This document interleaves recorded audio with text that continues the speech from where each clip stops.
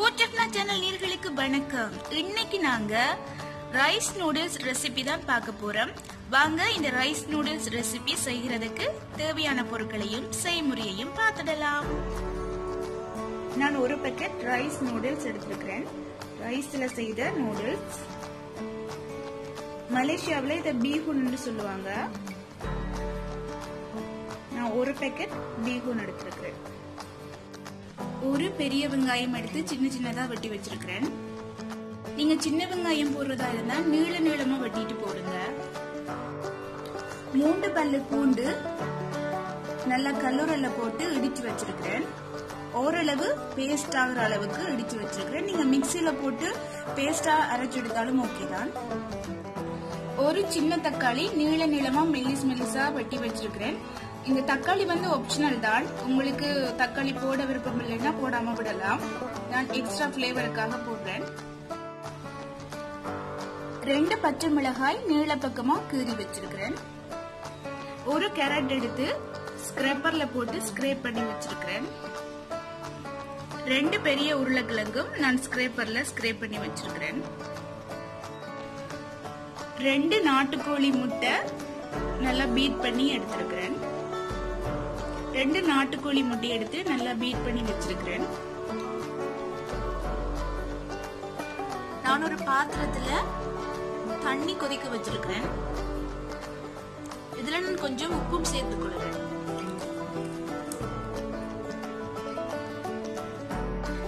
கொஞ்சம் உப்பு போட்டு நான் தண்ணி கொதிக்க வச்சிருக்கிறேன். இந்த தண்ணி கொதிச்சதுக்கு பிறகு நான் நூடுல்ஸ் சேர்த்துக் கொள்கிறேன். உப்பு போட்டு நல்லா கொதிக்க வச்ச தண்ணி கொதிச்சதுக்கு பிறகு நான் ஒரு பேக்கெட் ரைஸ் நூடுல்ஸ் சேர்த்திருக்கிறேன். இப்ப நான் அடுப்பை குறைச்சு விட்டுட்டு ஒரு 5 நிமிஷத்துக்கு இதை ஊற விடுறேன். நல்லா கொதிச்ச தண்ணியா இருந்தா அந்த கொதிச்ச தண்ணியில கொஞ்சம் உப்பு போட்டுட்டு இந்த நூடுல்ஸோட போட்டுட்டு எடுத்தாலும் ஓகே தான். சுடுதண்ணியில போட்டுட்டு எடுத்தாலும் ஓகே தான்.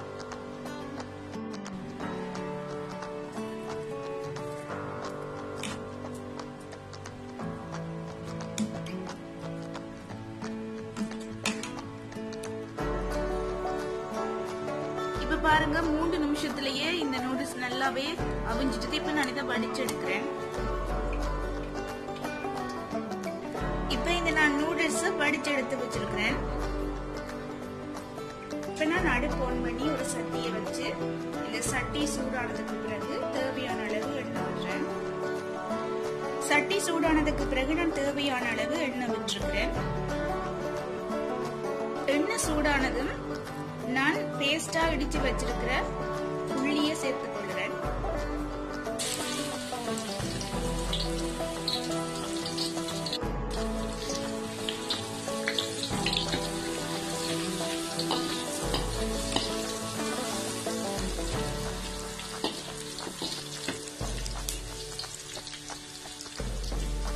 உள்ளி கொஞ்சம் பொரிஞ்சதும் நான் வெட்டி வச்சிருக்கிற வெங்காயத்தை சேர்த்துக் கொள்கிறேன்.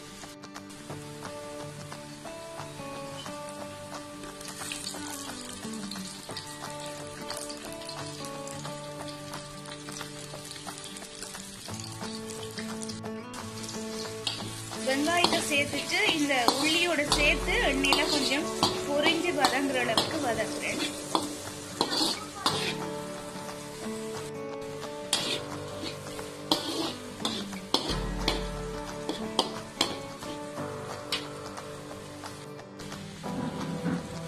இப்ப நான் பச்சை மிளகாயை சேர்த்துக் கொள்கிறேன்.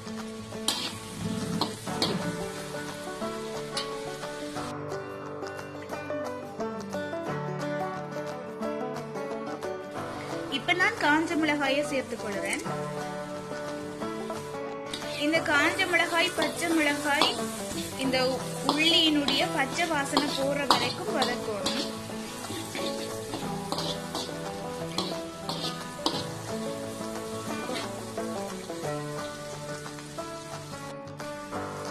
வெங்காயம் இந்த அளவுக்கு வதங்கினதுக்கு பிறகு ஸ்கிரேப் பண்ணி வச்சிருக்கிற உருளைக்கிழங்கு சேர்த்துக் கொள்கிறேன். அதோடைய சேர்த்து ஸ்கிரேப் பண்ணி வச்சிருக்கிற கேரட்டையும் சேர்த்துக் கொள்கிறேன்.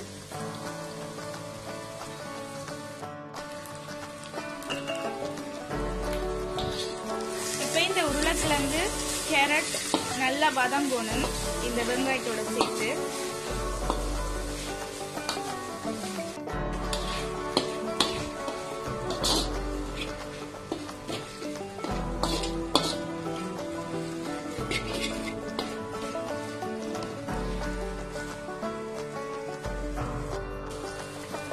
உருளைக்கிழங்கும் கேரட்டும் அரைவாசி பதம் அளவுக்கு அவிஞ்சு வதங்கினதுக்கு பிறகு நான் தக்காளி பழம் சேர்த்துக் கொள்றேன்.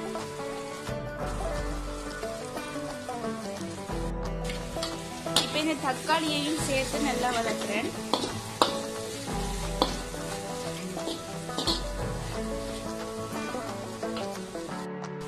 தக்காளி பழமும் இந்த கேரட், உருளைக்கிழங்கு, வெங்காயம், தாளிதம், பச்சை மிளகாய், உள்ளி எல்லாத்தோடையுமே நல்லா சேர்ந்து மசிஞ்சு வதங்குற அளவுக்கு நான் வதக்கிட்டு இருக்கிறேன்.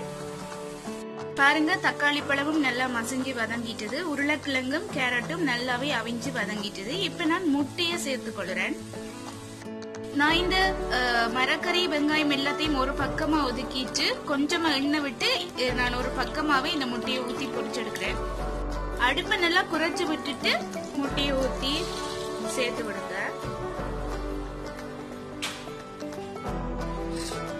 இப்ப நான் இந்த முட்டையை நல்லா கலந்து விடுறேன். இப்ப நான் இந்த முட்டையை நான் இதெல்லாத்தோடையுமே சேர்த்து நல்லா கலக்கி விடுறேன். இந்த முட்டை ஓரளவு ட்ரை ஆகுற அளவுக்கு வறுக்கணும். முட்டை ஓரளவு பொரிஞ்சு ட்ரை ஆகி வர அளவுக்கு நல்லா போட்டு விரட்டி வதக்கணும். இப்ப இந்த முட்டை எல்லாமே நல்லாவே ரெடி ஆயிடுச்சு. இப்ப நான் கொஞ்சமா உப்பு சேர்த்து கொள்ளுறேன். நான் ஏற்கனவே நூடுல்ஸுக்கு உப்பு போட்டு தான் நவைய விட்டுருக்கிறேன். இந்த மசாலாக்கு தேவையான உப்பு மாத்திரம் சேர்த்து கொள்ளுறேன்.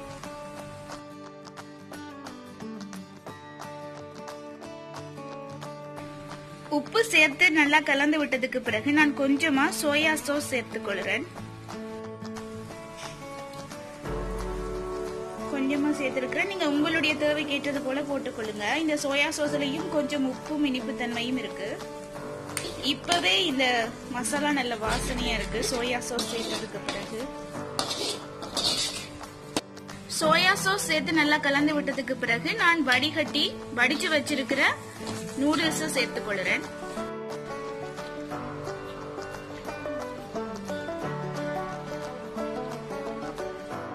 இப்ப இந்த நூடுல்ஸ நல்லா உடைச்சு இந்த மசாலா, முட்டை எல்லாத்தோடையும் சேர்த்து கலந்து விடணும். இப்ப இந்த நூடுல்ஸ நல்லா கலந்து விடுறேன்.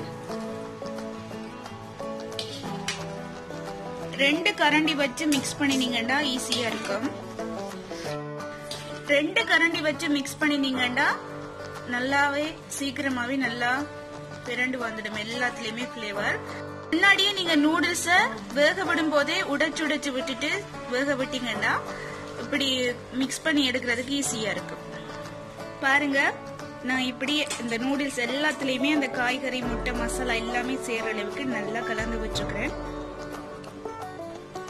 எங்களுடைய ரைஸ் நூடுல்ஸ் தயார். இப்ப நான் அடுப்பை ஆஃப் பண்றேன். அடுப்பை ஆஃப் பண்ணிட்டு சர்வ் பண்றதுக்கு எடுக்கிறேன். பாருங்க, சூப்பர்வான பீஹூன் நூடுல்ஸ் தயார். இந்த ரைஸ் நூடுல்ஸ் நான் அடுப்புல இருந்து இறக்கிட்டு சர்வ் பண்ண எடுத்துருக்கேன். இந்த நூடுல்ஸோட சேர்த்து நீங்க ஆட்டிறைச்சி கறி அல்லது சிக்கன் குழம்போட இது சாப்பிட்டீங்கன்னா ரொம்பவே டேஸ்டா இருக்கும். காம்பினேஷன் ரொம்பவே நல்லா இருக்கும். இந்த ரைஸ் நூடுல்ஸ் ரெசிபி உங்களுக்கு பிடிச்சிருந்தா லைக் பண்ணுங்க. நீங்களும் வீட்ல செய்து பார்த்துட்டு உங்களுடைய கருத்துக்களை கமெண்ட் பாக்ஸ்ல பதிவிடுங்க. எங்களுடைய பூச்சக்னா சேனலை புதுசா சப்ஸ்கிரைப் பண்றவங்க பக்கத்துல இருக்கிற பெல் பட்டனை கிளிக் பண்றதன் மூலமா எங்களுடைய வீடியோஸோட எல்லா அப்டேட்ஸும் கிடைக்கிறது மாதிரி பார்த்துக்கொள்ளுங்க. இதுவரைக்கும் எங்களுடைய பூச்சக்னா சேனலுக்கு நீங்க கொடுத்து வருகிற ஆதரவுக்கு மிகவும் நன்றி. தொடர்ந்தும் உங்களுடைய ஆதரவை நாங்கள் எதிர்பார்க்கிறோம். மீண்டும் இன்னொரு வீடியோவில் உங்களை சந்திக்கிறேன். அது வரைக்கும் நன்றி, வணக்கம், பாய்.